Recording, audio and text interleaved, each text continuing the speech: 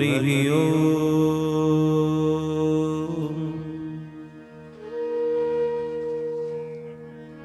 नारायणं नमस्कृत्य नरं चैव नरोत्तमम्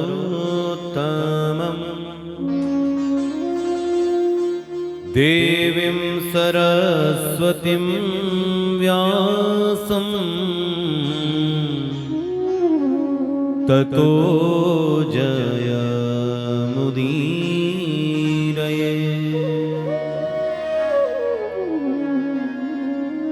गुरुर्ब्रह्मा गुरुर्विष्णु गुरुर्देवो महेश्वरः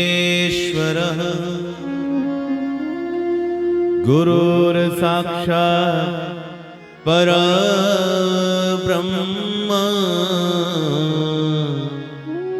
तस्मै श्री गुरुवे नमः।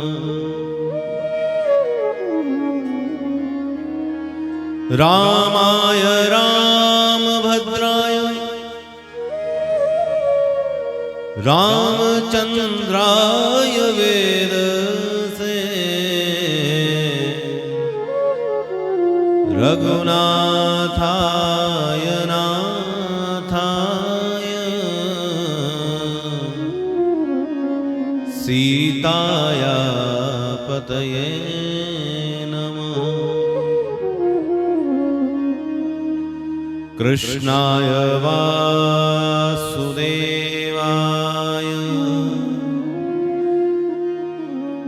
देवकी नंदनाय च नंदगोप कुमाराय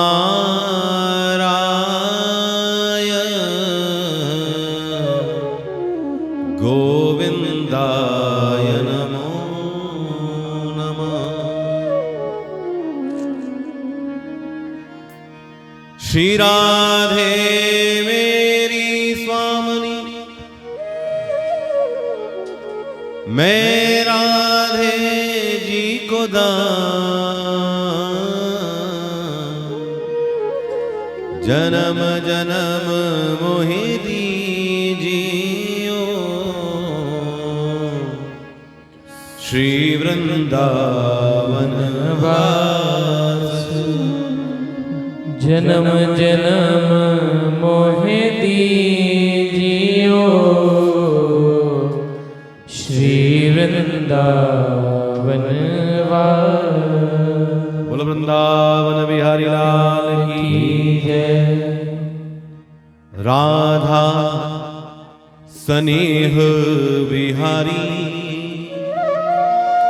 राधा स्नेह बिहारी नंदलाल मेरो प्यारो मोहन। राधा स्नेह बिहारी नंदलाल मेरो प्यारो मोहन। राधा स्नेह बिहारी नंदलाल मेरो प्यारो मोहन। राधा स्नेह बिहारी नंदलाल मेरो प्यारो मोहन।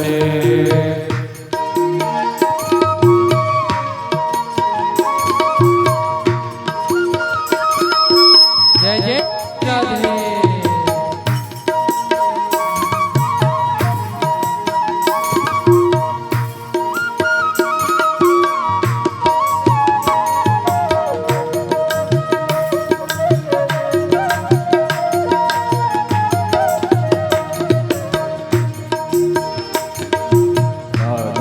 स्नेह बिहारी नंदलाल मेरो प्यारो मोहन।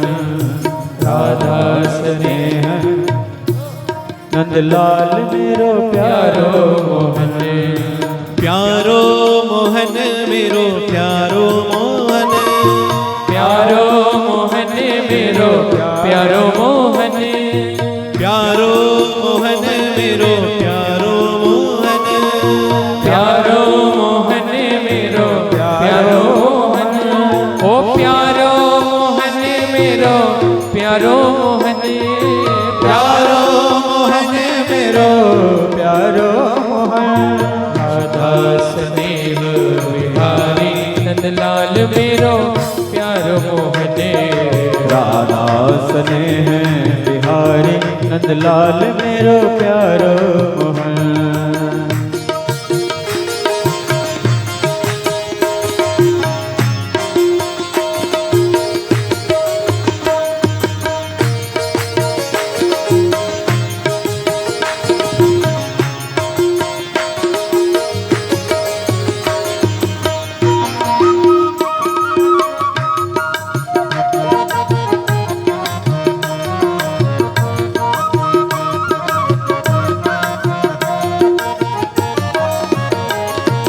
प्यारो मोहन मेरो प्यारो मोहन प्यारो मोहन मेरो प्यारो मोहन प्यारो मोहन मेरो प्यारो मोहन प्यारो मोहन मेरो प्यारो मोहन श्री राधा राधा राधा श्री राधा राधा राधा श्री राधा कुंज बिहारी नंदलाल मेरो प्यारो मोहन श्री राधा कुंज बिहारी नंदलाल मेरो प्यारो मोहन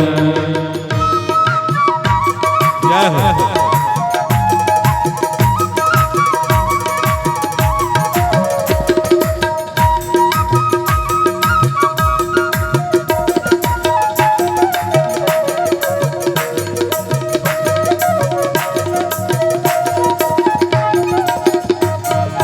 प्यारो मोहन मेरो प्यारो मोहन प्यारो मोहन मेरो प्यारो मोहन प्यारो मोहन मेरो प्यारो मोहन प्यारो मोहन मेरो प्यारो मोहन श्री राधा राधा राधा श्री राधा राधा राधा श्री राधा कुंज बिहारी नंदलाल मेरो प्यारो मोहन श्री राधा कुंज बिहारी नंदलाल मेरो प्यारो मोहन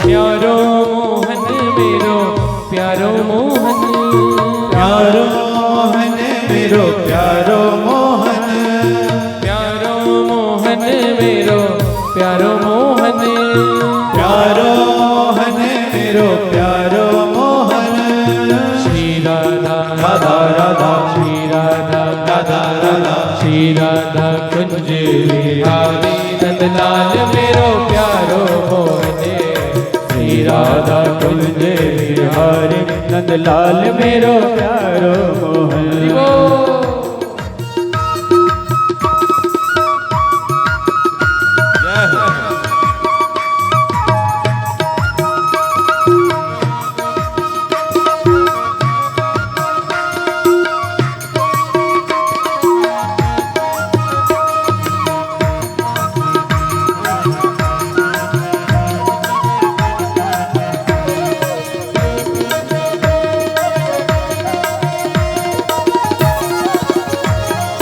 प्यारो मोहन मेरो प्यारो मोहन प्यारो मोहन मेरो प्यारो मोहन प्यारो मोहन मेरो प्यारो मोहन प्यारो मोहन मेरो प्यारो मोहन ओ प्यारो मोहन मेरो प्यारो मोहन प्यारो मोहन मेरो प्यारो मोहन प्यारो मोहन मेरो प्यारो मोहन प्यारो मोहन मेरो प्यारो मोहन श्री राधा राधा राधा श्री राधा राधा राधा श्री राधा कुंज बिहारी नंदलाल मेरो प्यारो मोहन श्री राधा कुंज बिहारी नंदलाल मेरो प्यारो मोहन गोविंदा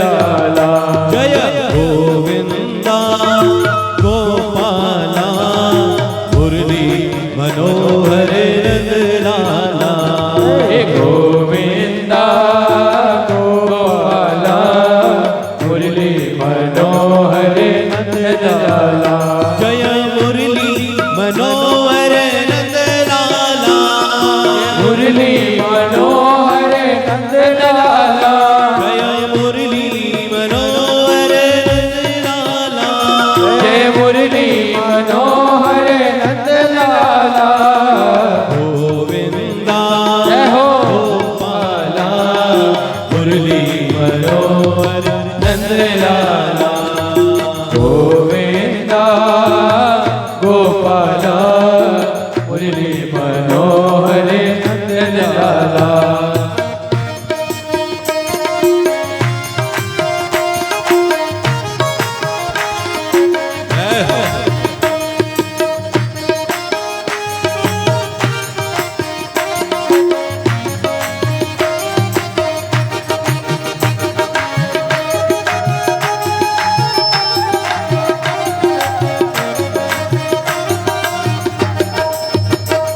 जय मुरली मनोहर नंद लाला मुरली मनोहर नंद लाला जय मुरली मनोहर नंद लाला मुरली मनोहर नंद लाला जय मुरली मनोहर नंद लाला जय मुरली मनोहर नंद लाला जय मुरली मनोहर नंद लाला जय मुरली मनोहर नंद लाला गोविंदा गोपाला मुरली मनोहर नंद लाला जय गोविंदा गोपाला मुरली मनोहर नंद लाला जय मुरली मनोहर नंद लाला जय मुरली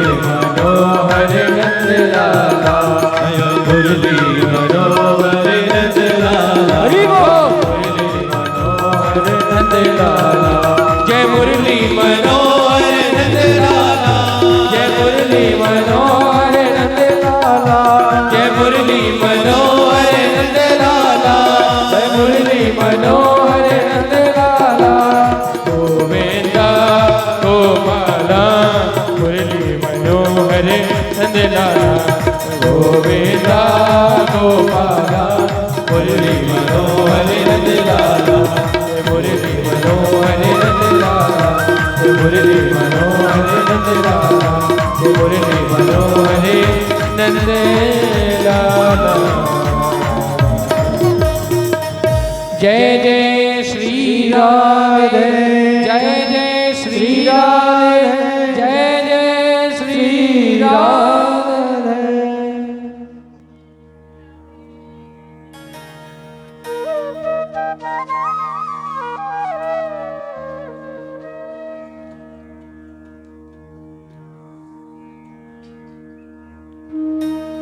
जन्मादस्य यतोऽन्वयादितरतः चार्थे स्वराट् तेने ब्रह्मरदायादिकवये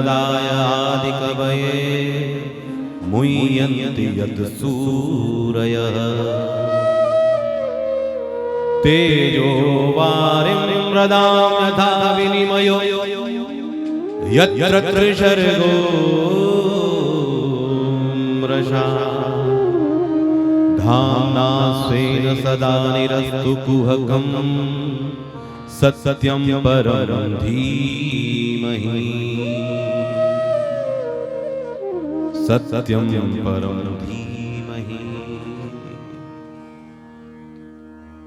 मां गंगा के पावन तट पर भगवान शुकदेव राजा परीक्षित को ये दिव्य स्तुति दिव्य गान भागवत का सुना रहे हैं। पतित पावनी मोक्षदायिनी मां गंगा कलकल निनाद करती हुई बह रही है, पावन कर रही है अखिल विश्व को मां गंगा। गंगा की शरण में जो आ गया, पावन करती है उसको मां गंगा। देवताओं से पूजित है, दैत्यों से पूजित है वे मां गंगा।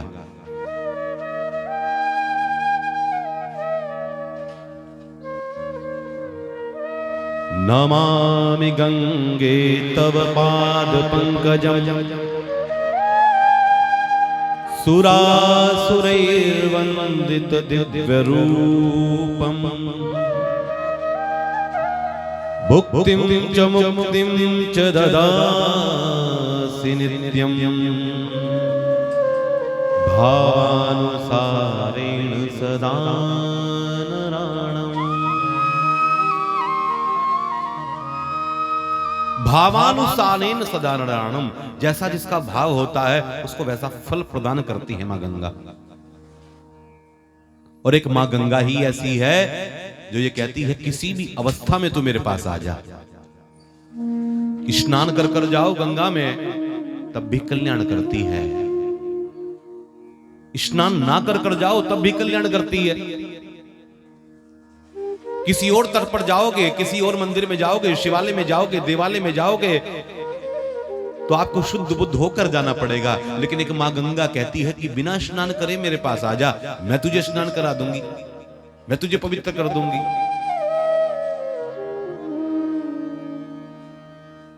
तीन पद प्रदान करती है मां गंगा, हर व्यक्ति को तीन पद बनाती है, तीन पद ग्रहण कराती है मां गंगा। तीन पद कौन कौन से हैं वो? कहा मां गंगा भगवान शिव बनाती है प्रत्येक व्यक्ति को, मां गंगा भगवान विष्णु बनाती है, ब्रह्मा बनाती है प्रत्येक व्यक्ति को। कैसे बनाती है? जब गंगा स्नान करने के लिए गंगा के तट पर व्यक्ति जाता है तो सबसे पहले गंगा में अगर उसके शरीर का कोई हिस्सा जाता है तो वो पांव होते हैं, पैर होते हैं। गंगा में हम पैर डालते हैं सबसे पहले स्नान करने के लिए। तो मां गंगा कहती है जैसे मैं विष्णु के चरणों में रहती हूं ना, उसी तरह से आज तेरे भी चरणों में मैं हूं। तो भगवान विष्णु में और हम में कोई अंतर नहीं मानती मां गंगा, क्योंकि विष्णु के चरणों में मां गंगा है।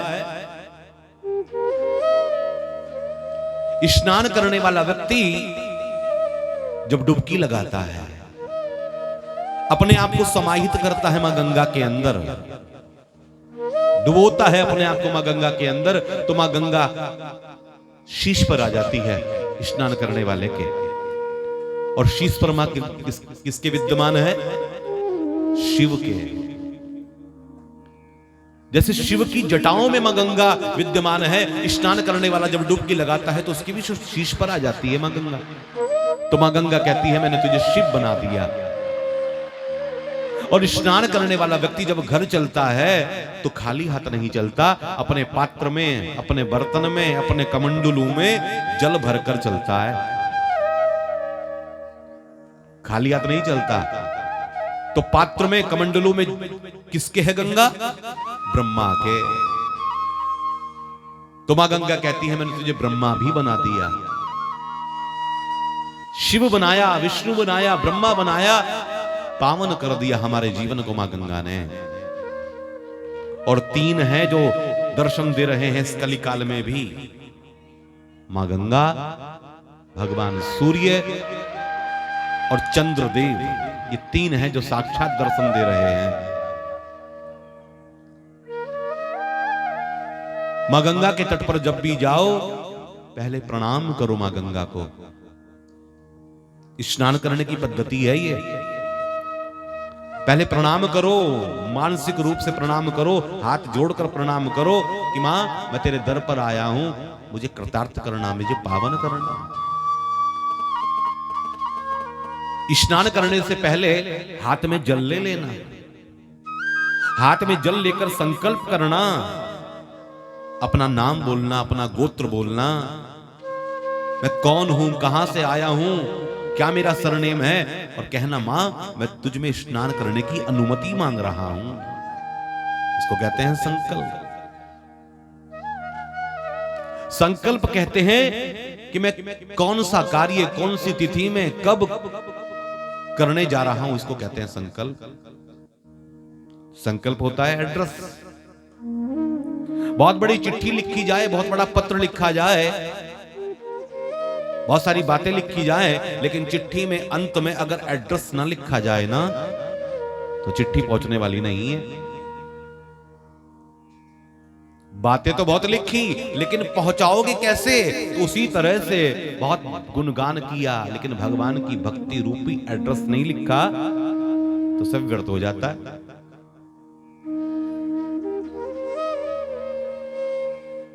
पावन करती है मां गंगा,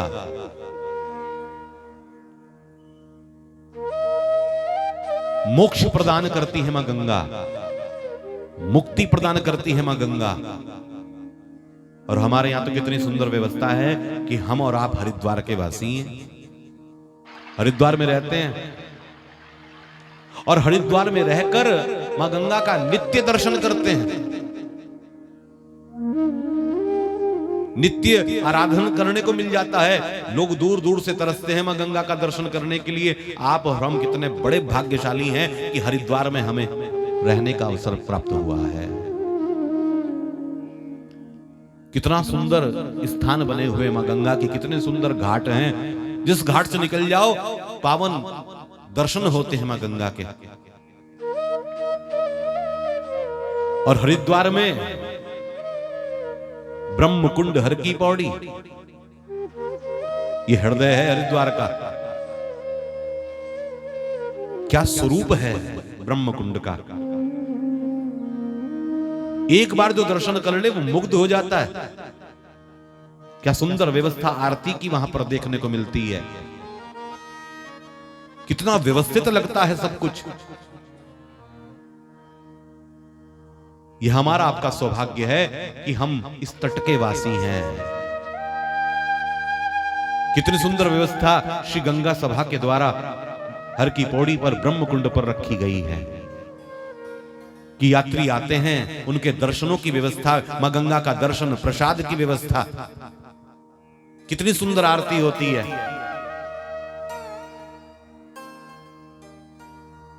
प्रणाम किया है मां गंगा को। नमामि गंगे तव पाद पंकजम सुरासुरैर्वन्दित दिव्य रूपम भुक्तिं च मुक्तिं च ददासि नित्यं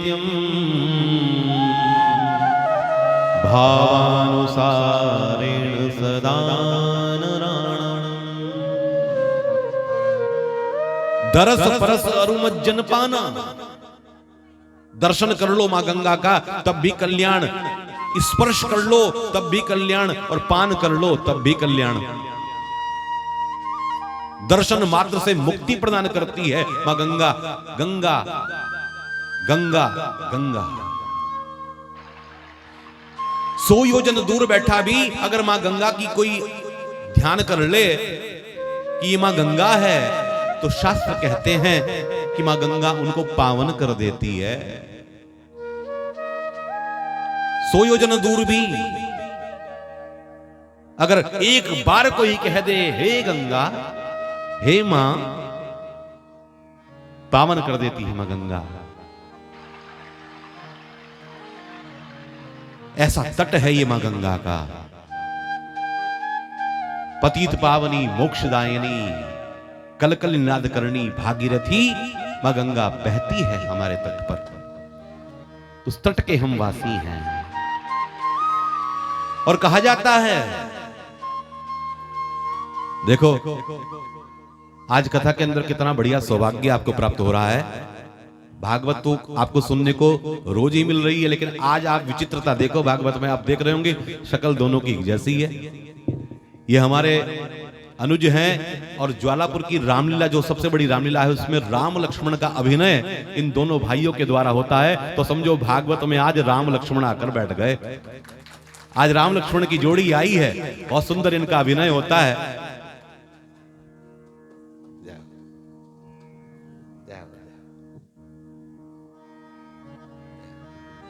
स्थान ग्रहण करो।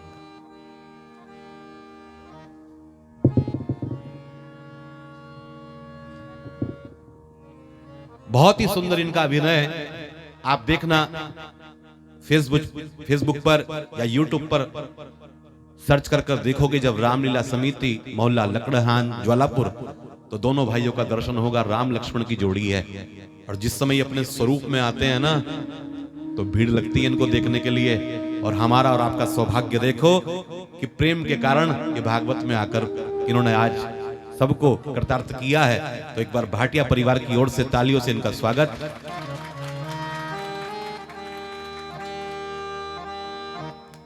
तो बताया कि हम और आप उस गंगा के तट के वासी हैं जिसको दूर दूर से वंदन करने के लिए, अभिनंदन करने के लिए, पूजा करने के लिए, पाठ करने के लिए लोग तरसते हैं,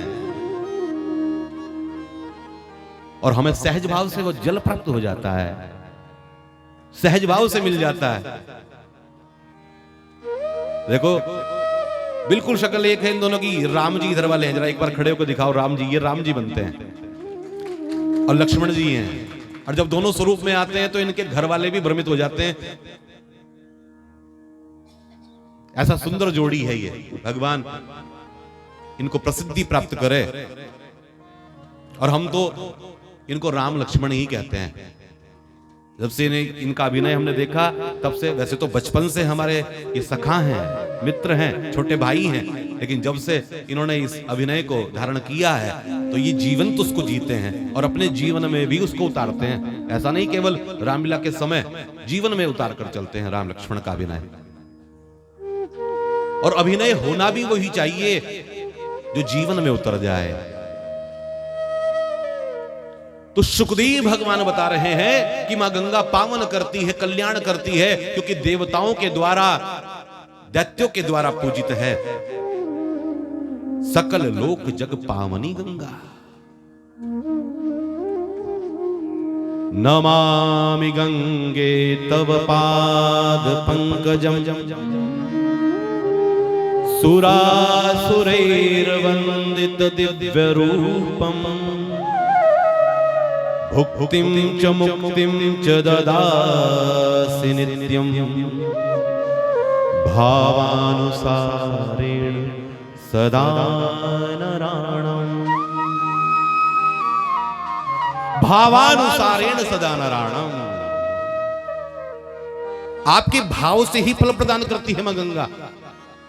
जिसकी जैसी भावना, उसको वैसा फल प्रदान करती है मां गंगा।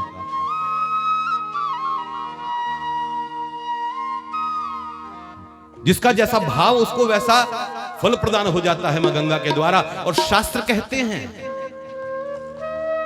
कि दुनिया में कहीं भी आप पाप करो, दुनिया के किसी भी कोने में पाप करो, वो मां गंगा के तट पर जाकर वो पाप धुल सकता है, उतर सकता है। लेकिन मां गंगा के तट पर किया हुआ पाप संसार में किसी भी तट पर जाकर वो धुलने वाला नहीं। किसी भी कोने में चले जाना, गंगा पर किया हुआ पाप, यानी गंगा के तट पर किया हुआ पाप वज्र के समान हो जाता है। अन्य क्षेत्रे कृतं पापम तीर्थ क्षेत्रे विनश्यति, तीर्थ क्षेत्रे कृतं पापम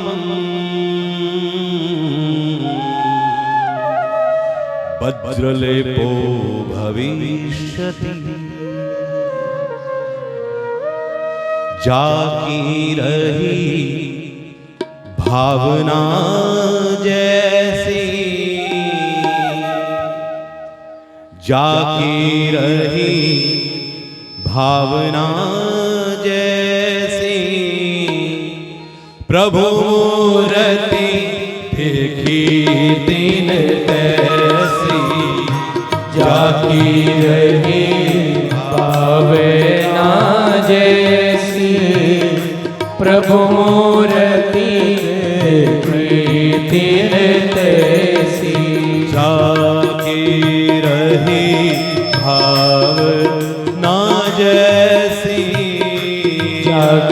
रही भावना जैसी, प्रभु मूर्ति देखी तिन तैसी, प्रभु मूर्ति देखी तिन तैसी।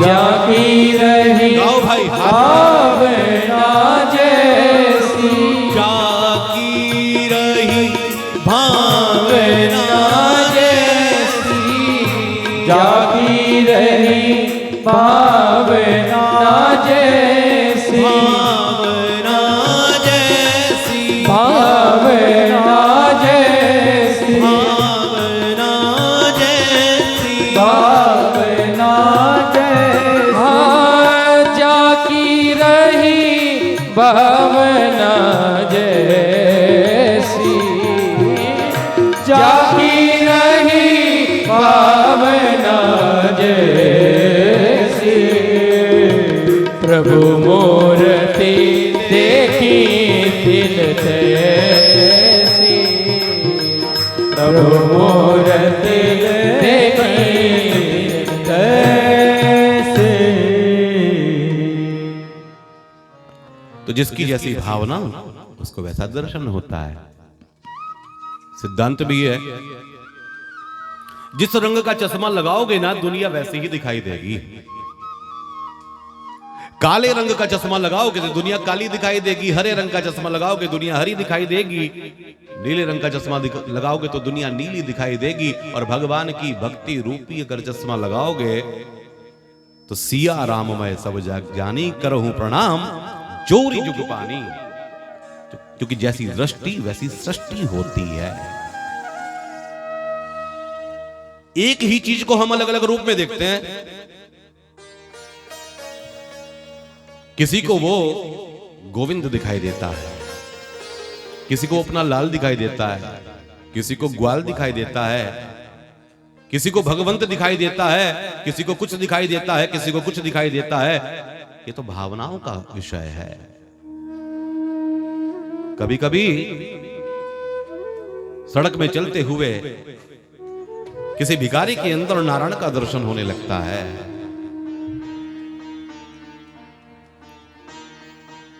जन्मादश्यतोन्वयादितरत चार्थे स्वभिज्ञस्वराट्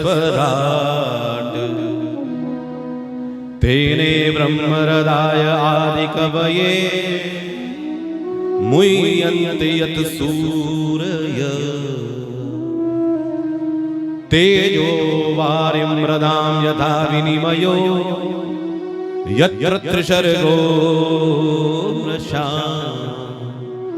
धाम्ना स्वेन सदा निरस्तु कुहकं सत्यं परं धीमहि।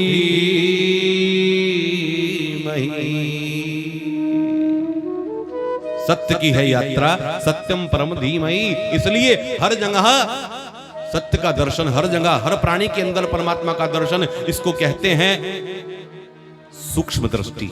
दो तरह की दृष्टि होती है, एक स्थूल दृष्टि होती है कि सब जगह परमात्मा, और एक होती है सूक्ष्म दृष्टि, सब में परमात्मा। छोटी सी तो बात है, सब जगह परमात्मा और सब में परमात्मा, सूक्ष्म दृष्टि इसको कहते हैं। सुखदेव भगवान बताते हैं, परीक्षित समय बदल जाए, समय बदल सकता है लेकिन भाव नहीं बदलना चाहिए। परिस्थिति बदल सकती है लेकिन मनस्थिति नहीं बदलनी चाहिए। आज दुख है, कोई बात नहीं, कल सुख भी आएगा।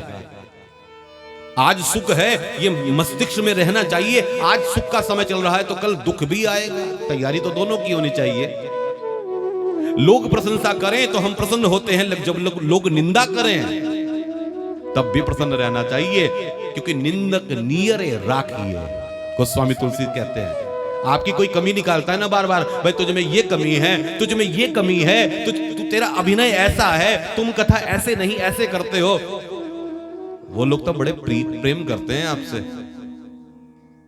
जो लोग आपकी कमी निकालते हैं ना, वो आपसे प्रेम करते हैं। आप उनसे प्रेम करना सीख लो, क्योंकि निंदक नियरे राखिए, निंदा करने वालों को तो समीप रखना चाहिए, वही तो सुधार करेंगे, वरना झूठा तो कोई भी कह देगा कि हाँ हाँ हाँ बड़ा आनंद आया।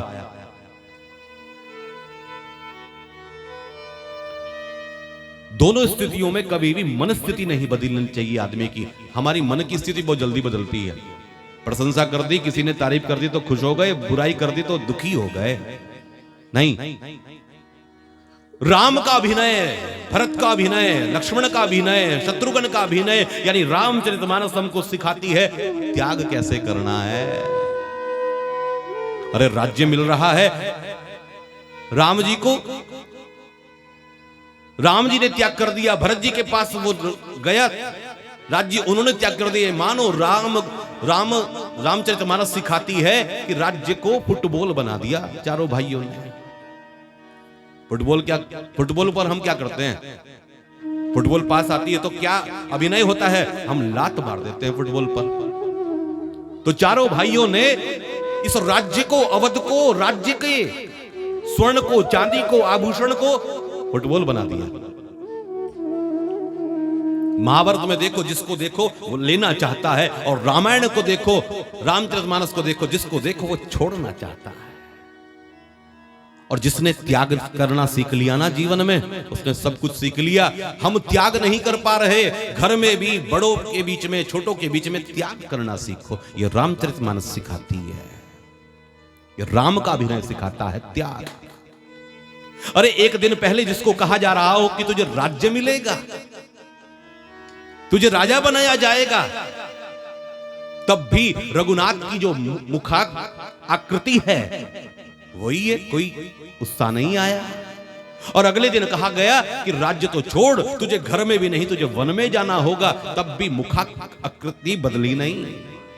परिस्थिति बदल गई, लेकिन भगवान की मनस्थिति नहीं बदली, मन वही रहा। राज्य मिल रहा था तब भी वही मुद्रा थी मुख पर, और राज्य से जाना पड़ा, वन में जाना पड़ा, तब भी वही आकृति रही। ये राम सिखाते हैं। दुनिया में कहीं अपमान हो जाए ना तो चिंता मत करना, कोई बात नहीं। कहीं सम्मान होता है तो कहीं अपमान होता है, ये तो जीवन की नीति है। वाह वाह रे वोज फकीर आदि, कभी तो खावे चना चबेला, कभी लपटा मारे खीरा दी। वनवास हुआ, भगवान राम वापस जब आए 14 वर्ष के बाद, तो राम जी का राज्य तिलक हो रहा था। राज्य तिलक हो रहा था, राम जी सिंहासन पर बैठे हैं, जानकी बराबर में बैठी है, इधर लक्ष्मण जी खड़े हैं, शत्रुघ्न खड़े हैं, सब हैं वहां पर। बड़ी भव्य तैयारी हो रही है, क्योंकि 14 वर्ष बाद ये अवसर आया है। बड़ी भव्य तैयारी हो रही है, पूरे अवध को सजाया गया है, पूरे अवध में उमंग मच रही है कि आहा ये अवसर आया है। सब वहां पर उपस्थित हैं, लेकिन एक हैं जो गायब हैं। रघुनाथ, राम जी उनको ढूंढ रहे हैं। कौन है वो? रघुनाथ ने हनुमान को बुलाया कि हनुमान जरा मेरे समीप आओ। हनुमान जी समीप आए और कान में कहा, रघुनाथ ने, राम जी ने कान में कहा कि हनुमान, राज्य तिलक होने वाला है कि हां प्रभु? सब यहां पर हैं कि हां प्रभु, लेकिन मेरा भरत नजर नहीं आ रहा। मेरा भरत मेरी दृष्टि में नहीं आ पा रहा। मेरा भरत है कहां? कहीं पीछे खड़ा है क्या? जरा बुलाकर तो लाओ, क्योंकि बिना भरत के ये राम अधूरा है। हनुमान जी ढूंढने लगे, हनुमान जी ढूंढ रहे हैं कि भरत जी कहां हैं, कहां है भरत जी, ढूंढ रहे हैं, लेकिन जब नहीं मिले और ढूंढते ढूंढते ढूंढते ढूंढते हनुमान जी जब सिंहासन के पीछे पहुंचे, सिंहासन के पीछे पहुंचे तो देखा श्री भरत जी छत्र लेकर बैठे हैं, जो रघुनाथ के ऊपर छत्र आ रहा है, सिंहासन के पीछे भरत जी छत्र पकड़कर बैठे। हनुमान जी ने कहा, भरत जी आप यहां? अरे यहां तो कोई और भी बैठ जाएगा, मैं बैठ जाता हूं, आपकी आवश्यकता तो आगे है, आपको रघुनाथ याद कर रहे हैं, आपको बुला रहे हैं, आप यहां मत बैठो, या लाओ मुझे तो ये छत्र मैं पकड़ता हूं, या किसी की व्यवस्था है हम बनाते हैं। भरत जी ने कहा कि हनुमान मेरी बात सुन ले। भरत जी ने कहा मेरी बात तो सुन ले हनुमान। बताओ प्रभु क्या कहना चाहते हो? कहा कि मैं यहां बिल्कुल सुरक्षित हूं, ठीक हूं मैं यहां पर। कहा कि लेकिन रघुनाथ आपको याद कर रहे हैं। कोई बात नहीं, मैं बिल्कुल ठीक हूं, यहां पर सुरक्षित हूं मैं। यहाँ ये जो मैंने छत्र पकड़ा है ना, अपने भैया के ऊपर छत्र आ रहा है ना, मुझे बड़ा आनंद मिल रहा है। कि नहीं प्रभु आप आगे चलिए, आपको आगे बुलाया जा रहा है। तो मानो श्री भरत जी रोने लगे। श्री भरत जी के नेत्रों से जल की धारा निकलने लगी और श्री भरत जी कहने लगे, हनुमान 14 वर्ष पूर्व ये घड़ी आने वाली थी, 14 वर्ष पूर्व ये मंगल होने वाला था। इस अभागे भरत का नाम सामने आया था। इस अभागे भरत का नाम सामने आया तो 14 वर्ष का विलंब हो गया। इस घड़ी के अंदर से राम के राज्याभिषेक में अब ये भरत पुनः सामने नहीं आना चाहता। अरे मेरी वजह से 14 वर्ष का विलंब हो गया और मैं फिर सामने आ जाऊं। श्री भरत जी रोते रोते कह रहे हैं, बस एक बार ये अभिषेक हो जाए, एक बार तिलक हो जाए, आगे आकर बैठ जाऊंगा। भागे भागे हनुमान जी गए राम जी के पास और राम जी से जाकर कहने लगे, प्रभु कहां मेरा भरत कहां है?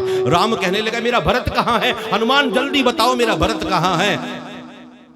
हनुमान जी के नेत्रों में जल भर आया और हनुमान जी कहने लगे, प्रभु ये जो छत्र देख रहे हो ना अपने ऊपर, इस छत्र को पकड़कर श्री भरत जी पीछे बैठे हैं। कहा कि भरत पीछे बैठा है, इस छत्र को उसने पकड़ा है?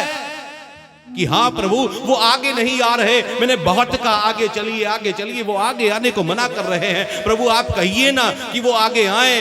तो मानो श्री रघुनाथ के नेत्रों में भी जल भर आया और रघुनाथ कहने लगे, नहीं नहीं मैं अपने भरत को आगे नहीं बुला सकता, क्योंकि ये राम तो तब सुरक्षित है जब भरत की छत्र छाया उसके ऊपर होगी। जब भरत की छत्र छाया उसके ऊपर होगी तभी राम का राज्य अभिषेक सुरक्षित रह सकता है। अरे उस भरत की छत्र छाया में ही ये राम सुरक्षित रह सकता है। यह प्रेम, यह प्यार छोटे छोटे लोभ के लिए, छोटे छोटे धन के लिए, छोटी छोटी दीवार के लिए, छोटे छोटे आभूषण के लिए हम लड़ते हैं। अरे राम से सीखो, लक्ष्मण से सीखो, भरत से सीखो, शत्रुघ्न से सीखो, हनुमान से सीखो। त्यागना किसको